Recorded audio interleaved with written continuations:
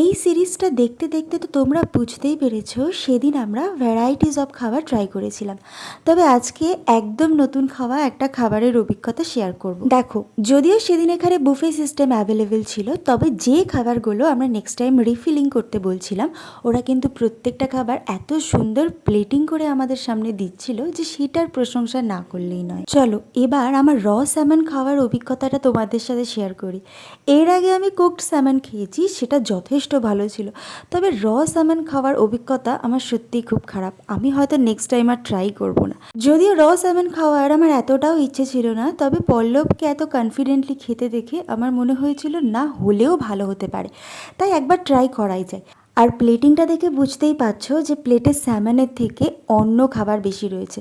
আসলে স্যামনটা তোলার সময় আমি বুঝে গেছিলাম এই খাবারটা হয়তো আমি শেষই করতে পারবো না, আর এটা খাওয়ার পর আমার টেস্ট বারটাও পুরো বিগড়ে যাবে। তাই স্বাদটা ফিরিয়ে আনার জন্য সেদিন সাথে আরও নিয়ে নিয়েছিলাম চিজ, অ্যালাপিনো আর অলিভ, যাতে আমার টেস্ট বার্ডের টেস্টগুলো আবার ফিরে আসে। খুব ভালো না লাগার কারণ হয়তো এটা ক্যান্ড স্যামন ছিল, র স্যামন হলে ভালো লাগতো, বাট ডাইরেক্ট খেয়েছি বলে অতটাও ভালো লাগেনি। আদার্স কোনো সস থাকলে হয়তো এটা আরও বেটার লাগতো।